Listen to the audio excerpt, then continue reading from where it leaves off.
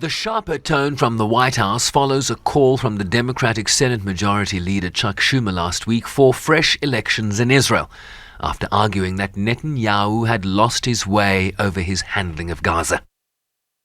The president has rejected the straw man that raising questions about Rafah is the same as raising questions about defeating Hamas.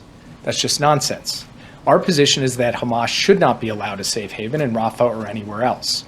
But a major ground operation there would be a mistake. It would lead to more innocent civilian deaths, worsen the already dire humanitarian crisis, deepen the anarchy in Gaza, and further isolate Israel internationally.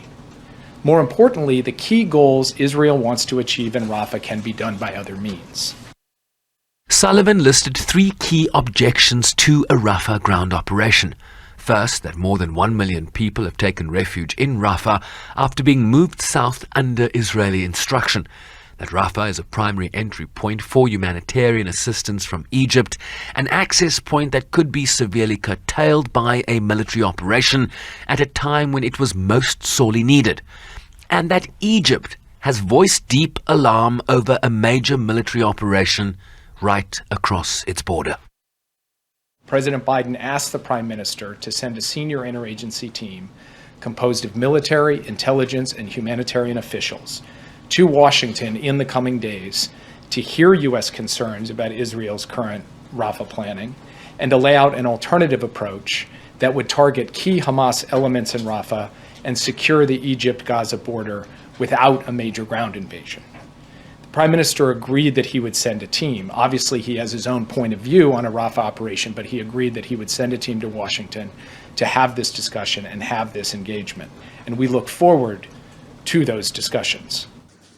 And after weeks arguing that a binding Security Council resolution demanding an immediate ceasefire would hurt diplomatic efforts to secure a new hostage for a temporary ceasefire deal, the United States has now acknowledged that a new agreement has been difficult to secure. The President and the Prime Minister also discussed the ongoing negotiations for an immediate ceasefire for several weeks in return for releasing hostages currently being held by Hamas and other militants in Gaza. We would look to build on that ceasefire into something more enduring and use the space created by a cessation of hostilities to surge humanitarian assistance at a vital moment. So far, this deal has been more elusive than we would have hoped, but we will keep pressing because we regard this as an urgent priority. As I've said before, Hamas could of course end this crisis tomorrow if it chose to do so.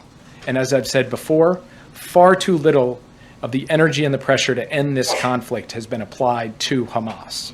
We will keep pointing that out. While the close allies are seeking to avoid a full-blown public spat, Netanyahu said recently that no international pressure would stop Israel from achieving its war aims in Gaza, and that a military operation in Rafah would go ahead.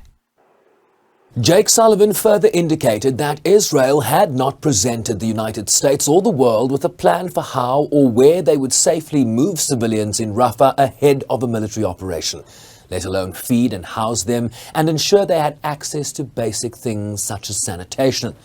This as the UN High Commissioner for Human Rights Volker Turk earlier Tuesday warned that the extent to Israel's continued restrictions on the entry of aid into Gaza, together with the manner in which it continues to conduct hostilities, may amount to the use of starvation as a method of war, which is a war crime.